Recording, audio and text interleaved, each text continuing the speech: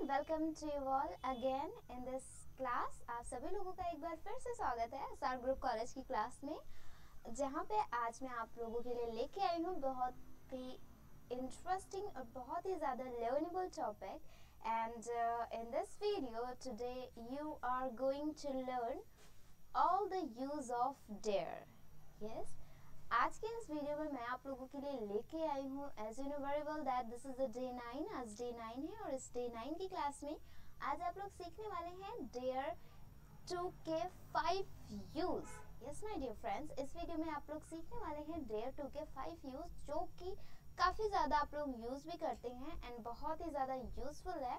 And इस video में मैं आप लोगों को स्ट्रक्चर विद सेंटेंस प्रोवाइड करूंगी विद प्रैक्टिस सेंटेंस, ताकि आप उस पर प्रैक्टिस करें और अपनी इंग्लिश स्पीकिंग स्किल को इम्प्रूव कर सकें। So you have to be with us, आपको बने रहना है हमारे साथ इस वीडियो के साथ अंत तक, ताकि आप इस वीडियो से सीख सकें और अपनी इंग्लिश स्पीकिंग स्किल को इम्प्रूव कर सकें। So without wasting a single moments let's get start this video. चलिए इस वीडियो को स्टार्ट करते हैं बिना टाइम को वेस्ट किए हुए एंड देखते हैं आज सबसे पहले हम लोग नज़र डालते हैं कि आज हम लोग डेयर टू के कौन कौन से यूज पढ़ने वाले हैं। So as here is the use of dare to and what kinds of the use is. सबसे पहले आज हम लोग पढ़ने वाले हैं डेयर टू का। सो डेयर का यूज हम लोग पढ़ने वाले हैं for affirmative means that as आप लोग जानते ही हैं कि डेयर मतलब होता है हिम्मत। तो सबसे पहले आप लोग पढ़ने वाले हैं for affirmative means that simple sentence. Okay, second है आप लोग पढ़ने वाले हैं जो आज फॉर निगेटिव, मतलब कि डेयर टू का यूज हम निगेटिव में किस तरह से कर सकते हैं। एंड नेक्स्ट है डेयर फॉर आस्किंग, मतलब कि आपको अगर किसी चीज के लिए आस्क करना हुआ तो उसके लिए आप डेयर का यूज किस तरह से कर सकते हैं। फोर्थ हाफ यूज करेंगे डेयर का चैलेंज के लिए, जब मतलब अगर आप किसी को चुनौती देते हैं, चैलेंज करते हैं, तो वहां पे भी आप डेयर टू का यूज करते हैं। बट कैसे करते हैं इस वीडियो में आप लोग सीखेंगे। डेयर अगला यूज है डेयर का फॉर एंगर। ओके, सो जब भी हम इन सारी चीज़ों के बारे में बात करते हैं, जैसे हो गया हमारे अफर्मेटिव मीन्स है सिंपल सेंटेंस, निगेटिव आस्किंग हो गया, या फिर चैलेंज वाले हो गए, या फिर एंग्री वाले हो गए, वहाँ पे हम डेयर टू का किस तरह से यूज करते हैं आज हम इस वीडियो में सीखने वाले हैं।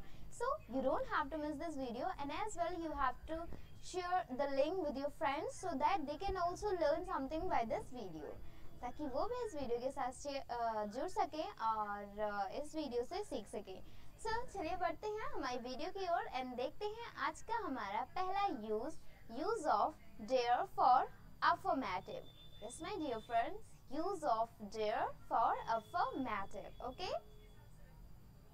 सो सबसे पहले मैं यहाँ पे आप लोगों को कुछ एग्जांपल से समझाती हूँ कि डेयर टू का यूज आप किस तरह से कर सकते हैं। जैसे कि आप सिंपल इस तरह के सेंटेंस बोलते हैं कि मुझ में अंग्रेजी बोलने की हिम्मत है। ओके, या फिर अगर आपको कहना हुआ मुझ में कार चलाने की हिम्मत है। ओके, सपोज दैट किसी ने आपको चैलेंज किया कि आप नहीं चला सकते हैं, ये चीज़ें नहीं कर सकते हैं, तो आपने कहा मुझ में कार चलाने की हिम्मत है। किसी ने सिंपली आपसे कहा कि आप में हिम्मत नहीं है कार चलाने की, तो आपने कहा मुझ में हिम्मत है कार चलाने की। या फिर अगर आपको कहना हुआ मुझ में दौड़ने की हिम्मत है, मैं दौड़ सकता हूँ। ओके, मुझ में इतनी हिम्मत है कि मैं दौड़ सकता हूँ। या फिर अगर आपको कहना हुआ मुझ में किताब पढ़ने की हिम्मत है। तो जब भी हम इस तरह के सेंटेंस के बारे में बात करते हैं कि मुझे में ये काम करने की हिम्मत है या फिर मुझ में ये काम करने की साहस है, तो वहाँ पे हम यूज करते हैं डेयर का। डेयर किस तरह से, अफर्मेटिव, फॉर अफर्मेटिव सेंटेंस के लिए। सो इस तरह के ब्यूटीफुल से सेंटेंस को बनाने के लिए चलिए देखते हैं कौन से स्ट्रक्चर को यूज करते हैं, किस तरह से यूज करते हैं, ताकि आपको ये अच्छे से समझ में आ जाए और आप अपनी इंग्लिश स्पीकिंग स्किल में इसको यूज कर सके और अपनी इंग्लिश को इम्प्रूव कर सके। So at first as you can see here, सबसे पहला जो हमारा यूज है डेयर टू का वो अफर्मेटिव का है। एंड आपको यूज कैसे करना है स्ट्रक्चर में आप लोगों को बता देती हूँ कि आपको स्ट्रक्चर किस तरह से यूज करना है। तो सबसे पहले यहाँ पे आपको यूज करना है आई एंड उसके बाद यहाँ पे आपको यूज करना है डेयर टू का, फिर वर्ब की फर्स्ट फॉर्म का यहाँ पे आपको यूज करना है एंड ऑब्जेक्ट का यूज कर देना है, ठीक है। I dare to and first form of verb and after that you have to use your object। काफ़ी कमाल का यूज़ है और बहुत ज़्यादा आप अपनी डे टू डे लाइफ में इसको स्पीक करते हैं। So you have to watch it, you have to learn it with concentration. So चलिए लेते हैं कुछ एग्जाम्पल इसे अच्छे से समझने के लिए। जैसे यहाँ पे है हमारा पहला जो एग्जाम्पल है, मुझ में अंग्रेजी बोलने की हिम्मत है। मुझ में अंग्रेजी बोलने की हिम्मत है, तो कैसे इसको इंग्लिश में बोलेंगे? सिंपली आप बोल सकते हैं, देखिए जैसे हमारे स्ट्रक्चर है सेम टू सेम हमें वही चीजें करनी है। ओके, सबसे पहले हमारा है सब्जेक्ट, तो सब्जेक्ट में हमारा हमने आई लिखा हुआ है, तो यहाँ पे मुझ में के लिए आप यूज करेंगे आई। फिर क्या यूज करेंगे? डेयर टू का यूज करेंगे, dare to, I dare to. काम क्या हो रहा है? अंग्रेजी बोलने का, मीन्स दैट बोलने का एक्शन हो रहा है यहाँ पे, तो स्पीक हो जाएगा। अभी हमारा ऑब्जेक्ट क्या है, मीन्स अदर वर्ड्स क्या है, हमारा क्या बोलने की बात हो रही है? अंग्रेजी, तो यहाँ पे क्या हो जाएगा? इंग्लिश।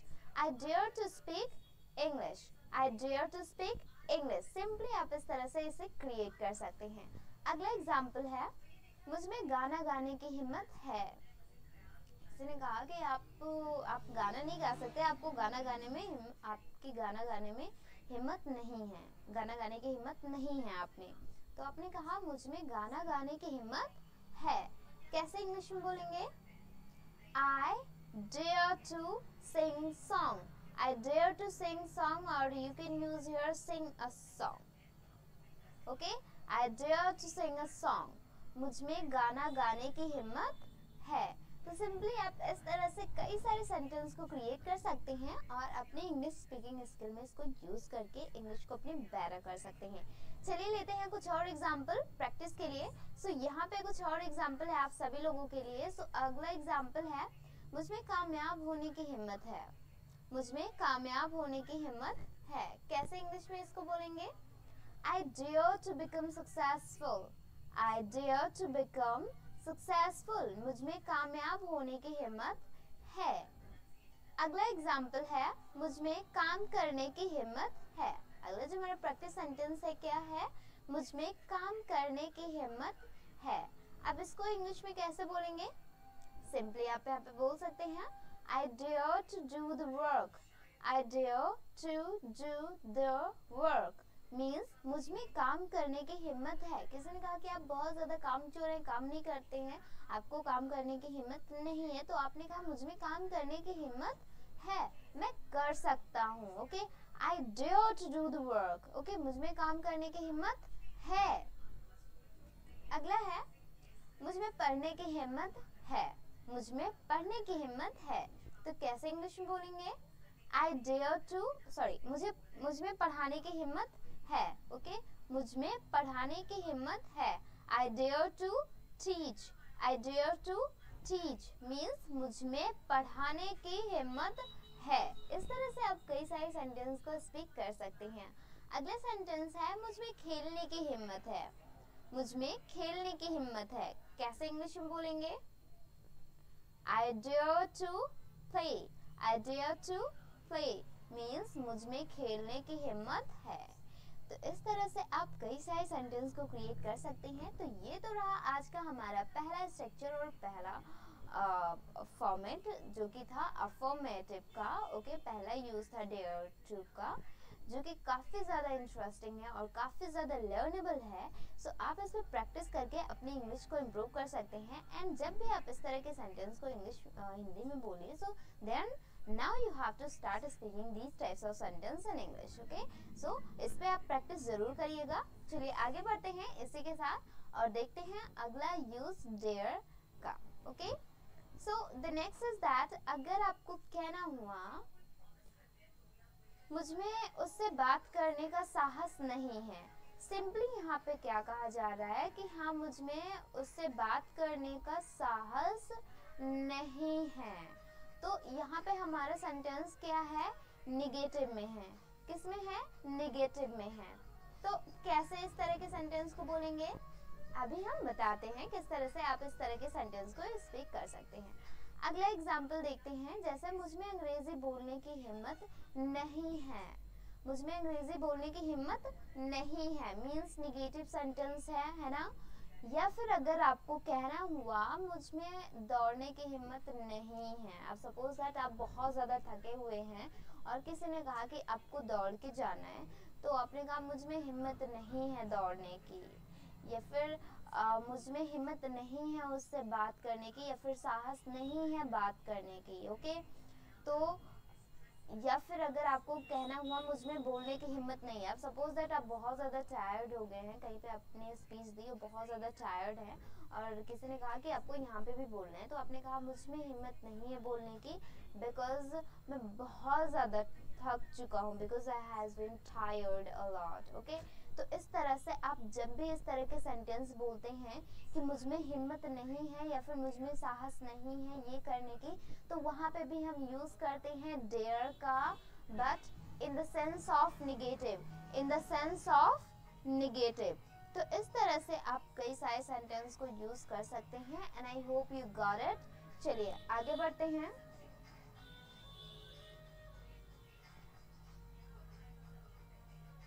जैसे सबसे पहला हमारा जो यहाँ पे स्ट्रक्चर है वो है आई डेयर नॉट का, एंड आफ्टर दैट यहाँ पे आपको यूज करना है वर्ब की फर्स्ट फॉर्म एंड ऑब्जेक्ट का।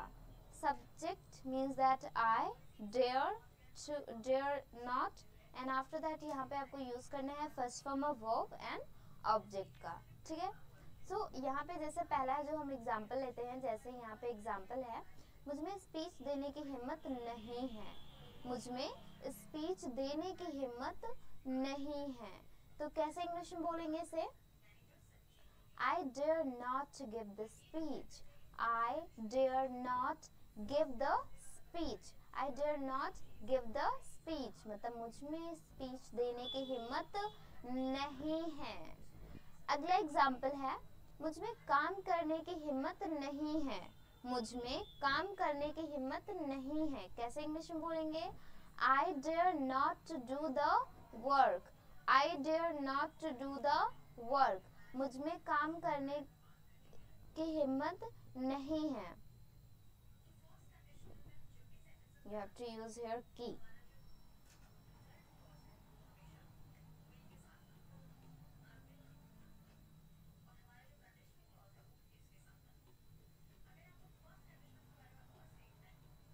ओके, मुझमें काम करने की हिम्मत नहीं है, तो इस तरह से आप इसको यूज कर सकते हैं। Let's take some more example so that you can understand it well. So यहाँ पे हमारा अगला एग्जांपल है मुझमें किताब पढ़ने की हिम्मत नहीं है। मुझमें किताब पढ़ने की हिम्मत नहीं है, कैसे इंग्लिश में बोलेंगे? I dare not read book. I dare not read book. मुझमें किताब पढ़ने की हिम्मत नहीं है। अगला एग्जांपल है मुझमें घर जाने की हिम्मत नहीं है। मुझमें घर जाने की हिम्मत नहीं है, कैसे इंग्लिश में बोलेंगे? सपोज दैट आप किसी कारण से आप अपने घर से बाहर चले आए, ओके, स्टिल गुस्से में, एंड फिर उसके बाद आपके फ्रेंड ने कहा okay now you have to just leave your anger and you have to go to your home. Then आपने कहा नहीं मुझ में हिम्मत नहीं है घर जाने की, तो कैसे इंग्लिश में बोलेंगे? I dare not go to house or home. I dare not go to house. The next example is that मुझमें उससे बात करने की हिम्मत नहीं है। मुझमें उससे बात करने की हिम्मत नहीं है, कैसे इंग्लिश में बोलेंगे? I dare not talk to her. I dare not talk to her. मतलब मुझमें उससे बात करने की हिम्मत नहीं है। अगला एग्जाम्पल है मुझमें कार चलाने की हिम्मत नहीं है। मुझमें कार चलाने की हिम्मत नहीं है, कैसे इंग्लिश में बोलेंगे? Suppose that you don't know that how to drive car and still your friend said to you that you have to drive car, then you can in that situation that you can speak that मुझमें car चलाने की हिम्मत नहीं है because I don't know that how to drive car. Then you can use this sentence that I dare not drive the car. I dare not drive the car मतलब मुझमें car चलाने की हिम्मत नहीं है। तो इस तरह से आप इस सेंटेंस पर प्रैक्टिस कर कर सकते हैं and this is the second use of dare. So now let's move ahead towards next. आगे बढ़ते हैं और देखते हैं अगला यूज डेयर का. And the next is that अगर आपको इस तरह के सेंटेंस बोलने हुए क्या तुम्हारे पास घर जाने की हिम्मत है, मीन्स दैट यहाँ पे हम क्या पूछ रहे हैं, सिंपली दैट आस्किंग कर रहे हैं किसी से, मतलब पूछ रहे हैं. ओके या फिर अगर आपको किसी से पूछना हुआ क्या तुम्हारे पास उससे बात करने की हिम्मत है. ओके या फिर आपको कहना हुआ कि आपके पास फोन खरीदने की हिम्मत है. तो जब भी हम इस तरह की बात करते हैं क्या तुम्हारे पास इस चीज की हिम्मत है, मतलब डेयर की बात करते हैं, वहाँ पे आस्किंग करते हैं कि आपको क्या ये करने की हिम्मत है, then we use also dare. But how, let's see by structure. Okay so इस तरह के सेंटेंस को अगर आपको किसी से पूछना हुआ कि क्या आप में ये करने की हिम्मत है, तो उसके लिए हमारा स्ट्रक्चर है बहुत ही कमाल का. सबसे पहले यहाँ पे हमें यूज करना है डू यू डेयर टू. फिर यहाँ पे आपको यूज करना है वर्ब की फर्स्ट फॉर्म एंड यहाँ पे आपको यूज करना है ऑब्जेक्ट का. Do you dare to verb की फर्स्ट फॉर्म एंड ऑब्जेक्ट का. तो यहाँ पे हमारा जो पहला जो सेंटेंस है वो है क्या आपके पास फोन खरीदने की हिम्मत है. क्या आपके पास फोन खरीदने की हिम्मत है, तो कैसे इंग्लिश में बोलेंगे, do you dare to buy the phone. Do you dare to buy the phone. क्या आपके पास फोन खरीदने की हिम्मत है. तो इस तरह से आप जब भी किसी से इस तरह के सेंटेंस पूछे कि आपके पास क्या ये चीज करने की हिम्मत है, तो वहां पे हम इस तरह के स्ट्रक्चर को यूज करते हैं. ओके अगला एग्जाम्पल है क्या आपके पास अंग्रेजी बोलने की हिम्मत है. क्या आपके पास अंग्रेजी बोलने की हिम्मत है, तो इसको कैसे इंग्लिश में बोलेंगे, simply you can use here do you dare to speak English. Do you dare to speak English. क्या आपके पास अंग्रेजी बोलने की हिम्मत है. तो जब भी हम इस तरह के क्वेश्चन करते हैं किसी से भी कि आपके पास क्या ये चीज करने की हिम्मत है, then we use this structure like this. Okay, now you have to start speaking. If you are using the English sentence like this, so you have to start speaking in English. Okay, because I'm just providing you as well that how you can create in English, so you have to start speaking in English. Okay, do you dare to speak English. Do you dare to buy the phone. Okay, now let's take some more examples so that you can practice about it. Okay कुछ और example लेते हैं, practice sentence देते हैं ताकि आप इस पर प्रैक्टिस कर सकें. सो यहाँ पे अगला जो एग्जाम्पल है हमारा वो है क्या तुम्हारे पास काम करने की हिम्मत है. या फिर आप ऐसा बोल सकते हैं कि आपके पास काम करने की हिम्मत है.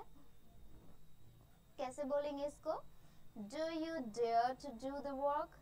Do you dare to do the work. क्या तुम्हारे पास काम करने की हिम्मत है, या फिर क्या आपके पास काम करने की हिम्मत है. तो इस तरह से आप इसको स्पीक कर सकते हैं. अगला एग्जाम्पल है क्या तुम्हारे पास गाना गाने की हिम्मत है, या फिर क्या आपके पास गाना गाने की हिम्मत है. तो कैसे इंग्लिश में बोलेंगे इसको, do you dare to sing song. Do you dare to sing song. क्या आपके पास गाना गाने की हिम्मत है. Do you dare to sing song. तो इस तरह से आप कई सारे सेंटेंस को इंग्लिश में स्पीक कर सकते हैं, उसको क्रिएट कर सकते हैं, प्रैक्टिस कर सकते हैं. So the next example is that क्या आपके पास उसे मोटिवेट करने की हिम्मत है.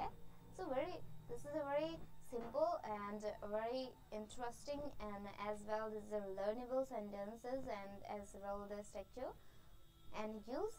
So how will you speak this? Do you dare to motivate him. Do you dare to motivate him. क्या आपके पास उसे मोटिवेट करने की हिम्मत है. तो इस तरह से आप ढेर सारे सेंटेंस को क्रिएट कर सकते हैं एंड उन्हें इंग्लिश में बोल सकते हैं, अपनी इंग्लिश को इम्प्रूव कर सकते हैं. I hope you that got it. So now let's move ahead towards next. आगे बढ़ते हैं और देखते हैं अगला यूज डेयर का. Okay so the next is that if you have to say, अगर आपको कहना हुआ, यहाँ पे पहले मैं आप लोगों को कुछ एग्जांपल्स समझाती हूँ and after that I will tell you the structure. Okay so अगर आपको कहना हुआ इस तरह के सेंटेंस, मीन्स दैट ये हमारा चैलेंजिंग वाले सेंटेंस है. मैं आपको चुनौती देता हूँ कि आप अंग्रेजी बोल के दिखाओ. ओके मैं आपको चुनौती देता हूँ कि आप अंग्रेजी बोल के दिखाओ. तो आप सोच रहे होंगे कि इतना बड़ा सेंटेंस है, इसको तो बहुत ज़्यादा टाइम लगेगा बोलने में, या फिर बहुत ज़्यादा मीन्स दैट बहुत ही ज़्यादा इसको बनाना हार्ड है। सो बिल्कुल भी नहीं, बहुत ही सिंपली आप इस तरह के सेंटेंस को क्रिएट कर सकते हैं और स्पीक कर सकते हैं। ओके, या फिर अगर आपको कहना हुआ क्या मैं आपको चुनौती देता हूँ कि आप बाइक चला के तो दिखाओ या फिर चला के दिखाओ, या फिर आपको कहना हुआ मैं आपको चुनौती देता हूँ कि आप उसे पकड़ के दिखाओ। तो जब भी हम बात करते हैं चुनौती देने की तो वहाँ पे भी हम यूज़ करते हैं डेयर का। अभी आप सोच रहे होंगे कि बहुत ज़्यादा लंबा सा स्ट्रक्चर होगा।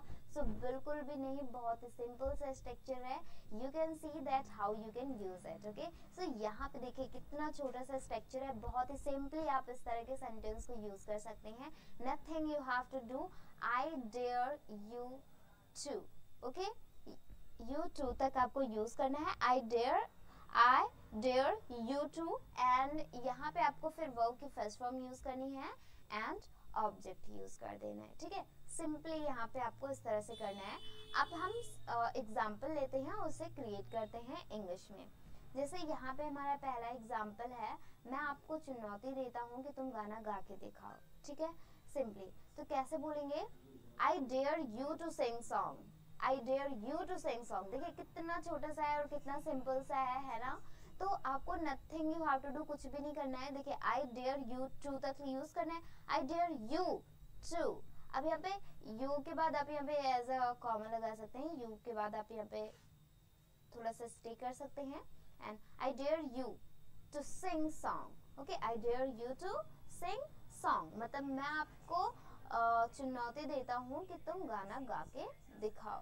तो इस तरह से आप इसको यूज कर सकते हैं, and I hope you got it. अब यहाँ पे वर्ब क्या हो रहा है, गाना गाने का, कि तुम गाना गा के दिखाओ। तो यहाँ पे जरूर नहीं कि आपको यू लिखना है, you sing song and all. Okay, आप सिंपली बोल सकते हैं सिंग सॉन्ग, क्योंकि यहाँ पे यू तो हो ही रहा है ना कि मैं आपको चुनौती देता हूँ कि तुम गाना गा के दिखाओ। तो यहाँ पे एक बार आपको यू यूज किया जा रहा है, so there is no need to use you again. Okay, so I dare you to sing song. Next है, मैं आपको चुनौती देता हूँ कि आप खाना बना के दिखाओ। ठीक है, कैसे बोलेंगे, I dare you to cook food. I dare you to cook food. मैं आपको चुनौती देता हूँ कि आप खाना बना के दिखाओ। तो यहाँ पे हम किसकी बात कर रहे हैं, चैलेंज की बात कर रहे हैं, मतलब चुनौती की बात यहाँ पे हम कर रहे हैं। तो वहाँ पे हम डेयर यू टू का यूज करते हैं। आई होप आप लोग समझ गए होंगे। Nothing you have to do, यहाँ पे सिर्फ आपको वर्ब की फर्स्ट फॉर्म है ना ऑब्जेक्ट यूज करना है। जो हमारा दूसरा सेंटेंस यहाँ पे हो रहा है कि आप खाना बना के दिखाओ, तो यहाँ पे कुछ भी नहीं करना है, वर्ब यहाँ से ले लेना है, ऑब्जेक्ट यहाँ पे ले लेना है। ठीक है, खाना बना के दिखाओ मतलब खाना बनाना हो गया, कुक फूड, बस यहाँ तक आपको यूज करना है। बाकी पहले आई डेयर यू टू तक यूज करना है। Okay, got it, I hope you got it. Next is, मैं आपको चुनौती देता हूँ कि आप किताब पढ़ के दिखाओ। मैं आपको चुनौती देता हूँ कि आप किताब पढ़ के दिखाओ। कैसे इंग्लिश में बोलेंगे, I dare you to read book, I dare you to read book. मैं आपको चुनौती देता हूँ कि आप किताब पढ़ के दिखाओ, I dare you to read book. The next example is that, मैं आपको चुनौती देता हूँ कि तुम जाकर दिखाओ। कैसे बोलेंगे इसको, I dare you to go, I dare you to go. Okay? मैं आपको चुनौती देता हूँ कि तुम जाकर दिखाओ। अगला एग्जाम्पल है, मैं आपको चुनौती देता हूँ कि आप अंग्रेजी बोल के दिखाओ। तो कैसे इसको इंग्लिश में बोलेंगे, I dare you to speak English. I dare you to speak English. मैं आपको चुनौती देता हूँ कि आप अंग्रेजी बोल के दिखाओ। तो इस तरह से आप कई सारे सेंटेंसेस को यूज कर सकते हैं और अपने इंग्लिश में इसको यूज करके अपनी इंग्लिश को बेटर कर सकते हैं। I hope you got it, all these things, all these structure. Now let's move ahead towards next and देखते हैं अगला यूज डेयर का। ठीक है, तो यहाँ पे कुछ एग्जाम्पल समझते हैं। सो अगर आपको एंगर में कहना हो, मतलब कि गुस्से में कहना हुआ, आपकी हिम्मत कैसे हुई अंग्रेजी बोलने की, ऐसे तो आप लोगों ने सेंटेंस बहुत ज़्यादा सुना होगा। एंगर में ही ज़्यादातर डेयर टू का यूज़ किया होगा आज तक आप लोगों ने। तो यहाँ पे लास्टली मैं आप लोगों को बता रही हूँ कि यहाँ पे अगर आपको एंगर में यूज करना हुआ डेयर का तो कैसे करेंगे, ओके। या फिर आपको इस तरह से सेंटेंस आप बोलते भी हैं, आपने लोगों को बोलते हुए भी सुना होगा कि आपकी हिम्मत कैसे हुई वहां जाने की, आपकी हिम्मत कैसे हुई मेरा फोन छूने की, या फिर आपकी हिम्मत कैसे हुई उससे बात करने की, ओके। तो इस तरह के सेंटेंस जब आप बोलते हैं या फिर आप किसी से सुनते हैं कि इस तरह के सेंटेंस को इंग्लिश में कैसे बोलेंगे, do you have guys idea? Okay, if you don't have idea, so I'll tell you that how you can speak these types of sentence in English, okay? So सबसे पहले यहाँ पे हम यूज करते हैं structure। तो हमारा structure है how dare you to का, and after that you have to use here as well। यहाँ पे आपको यूज करना है verb की फर्स्ट फॉर्म भी आपको यहाँ पे यूज करनी है, that's why I'm just using it। You have to use here also the first form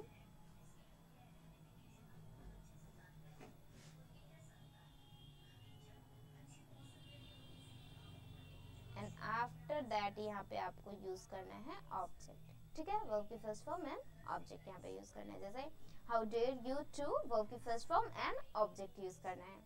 जैसे तुम्हारी हिम्मत कैसे हुई यहाँ आने की, तुम्हारी हिम्मत कैसे हुई यहाँ आने की, कैसे इंग्लिश में बोलेंगे, how dare you to come here, how dare you to come here, तुम्हारी हिम्मत कैसे हुई यहाँ आने की। अगला एग्जाम्पल है आपकी हिम्मत कैसे हुई इसे छूने की, आपकी हिम्मत कैसे हुई इसे छूने की, कैसे इंग्लिश में बोलेंगे, how dare you to touch it, how dare you to touch it, okay. Suppose that आपकी बहुत ही स्पेशल, बहुत ही ज़्यादा यूनिक और प्रीशियस थिंग्स हो एंड स्टिल आपको ना पसंद हो कि हाँ वो चीज़ कोई छुए, स्टिल कि किसी ने उसे छू लिया, तो आप ऐसे बोलते हैं ना गुस्से में आके कि आपकी हिम्मत कैसे हुई इसे छूने की, how dare you to touch it, okay. तो इस तरह से आप कई सारे सेंटेंस को क्रिएट कर सकते हैं और इसे इंग्लिश में बोल सकते हैं, and I hope that you are getting it. So now let's move ahead. So यहाँ पे हमारा अगला जो एग्जाम्पल है वो है आपकी हिम्मत कैसे हुई उससे बात करने की। सपोज दैट आपने किसी से कहा कि आप उससे बात मत करिएगा, but still that he talk to him, and फिर आप गुस्से में क्या बोलते हैं, आपकी हिम्मत कैसे हुई उससे बात करने की, कैसे बोलेंगे, how dare you to talk to her, how dare you to talk to her means that आपकी हिम्मत कैसे हुई उससे बात करने की। अगला एग्जाम्पल है आपकी हिम्मत कैसे हुई वहां जाने की, आपकी हिम्मत कैसे हुई वहां जाने की, कैसे इंग्लिश में बोलेंगे इसे, how dare you to go there, how dare you to go there, आपकी हिम्मत कैसे हुई वहां जाने की। अगला एग्जाम्पल है तुम्हारी हिम्मत कैसे हुई घूमने की, तुम्हारी हिम्मत कैसे हुई घूमने की, तो कैसे बोलेंगे, how dare you to visit, how dare you to visit. तो इस तरह से आप कई सारे सेंटेंसेस को क्रिएट कर सकते हैं और अपने इंग्लिश को इम्प्रूव कर सकते हैं। सो आई होप आपको ये वीडियो पसंद आई होगी एंड आपको ये सारे डेयर टू के यूज समझ में आए होंगे। Still if you have any kinds of confusion, so drop the comment in my comment box, I will tell you that all the things clearly. So आज की वीडियो में बस इतना ही, हम मिलते हैं हमारी अगली वीडियो में। Till then take care and have a wonderful time. Thank you very much everyone.